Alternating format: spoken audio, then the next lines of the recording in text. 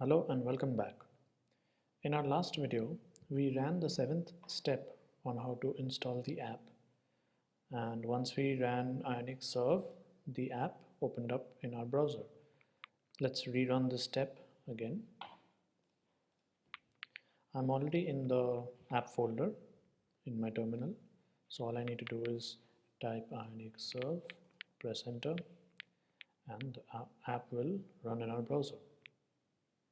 Here we are. Seems to be running fine. Now let's head back to our terminal and double check if everything's fine. So here there's an error which is showing here cannot find module Optimist. Now this basically means that when we did npm install, one of the node packages did not get installed. So that is why it cannot find it. So basically whenever we come across any error such as this, cannot find module, this is the name of the module that they cannot find. There can be other names as well.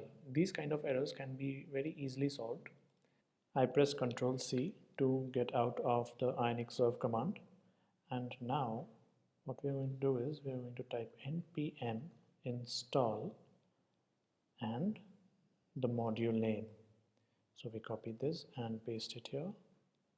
Oops, I missed a space, and enter. Now it is going to install that module explicitly. So it is installed. Now let's try and run Ionic Serve again to see if there are any other modules missing. And the app will actually run fine. The app will not have much of a problem, but we have to go back and check. Okay, so there is another module missing now. OSENV, OS environment. So again we do the same thing. Control C to get out of the Ionic Serve command and npm install OSENV, just the name of the module. And this is possible only when you get these kind of errors, that is cannot find module. So we click enter. Now it's installing that node module explicitly and it is done. We do Ionic Serve again, and just to check, oh, there is another module. So you can have multiple modules like this, maybe 5 or 6 modules which may be missing for some reason. Maybe when you type npm install, for some reason some modules did not get downloaded. So you'll have to do it explicitly. When npm install basically downloads all the modules that are required, but if one or two fails, we'll have to do them explicitly, like npm install and then the module name. So keep checking the terminal to see that whether there are any modules missing or not, and whichever modules are missing, one by one install them explicitly until there are no errors left. So I have finally installed all the node modules, and this is how it should look like when you run Ionic Serve without any errors. And here is the app, which is working fine. I mean, it was working fine before as well, but we do have to come back to the console, I mean terminal, and check if there were any errors after the app was built. So this sometimes happens due to maybe internet failure or something, that one of the nodes or few of the nodes do not get installed. So you'll have to install them explicitly.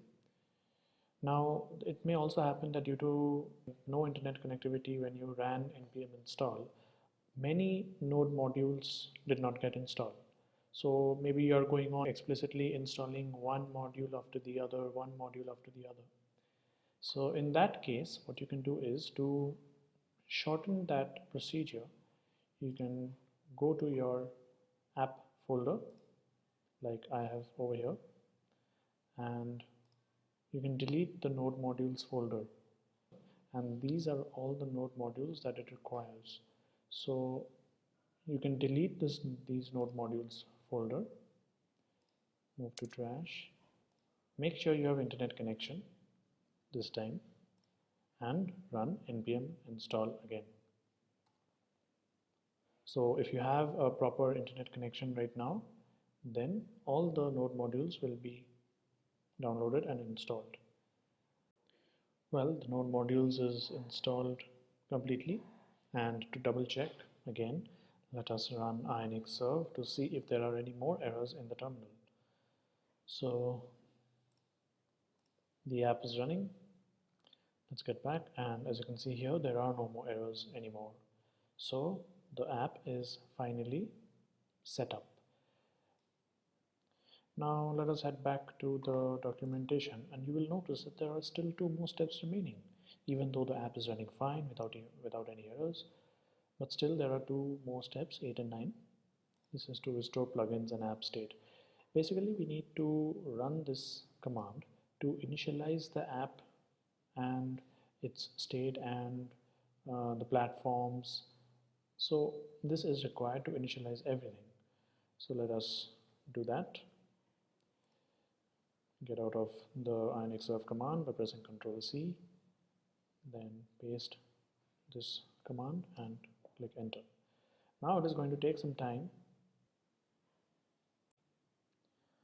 Finally, the Inix state restore is complete, where all the plugins have been restored and the platforms like Android and iOS is also restored. Now this command, Inix state restore, is a very useful command, as sometimes there may be errors in the build process, or while emulating the app you may face issues or errors.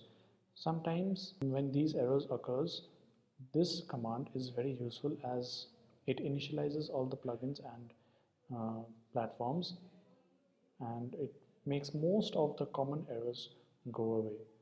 So this is a very useful command. And at the end, we'll do the last step, which is init resources. Now this is to initialize the resources such as maybe say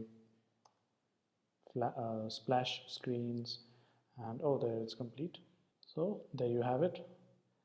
The app is now installed, and anytime you want to run, you just have to type inxserve and you can view it in the browser. So our app is now finally set up. At least the front end of the app is. Now we'll get into the back end.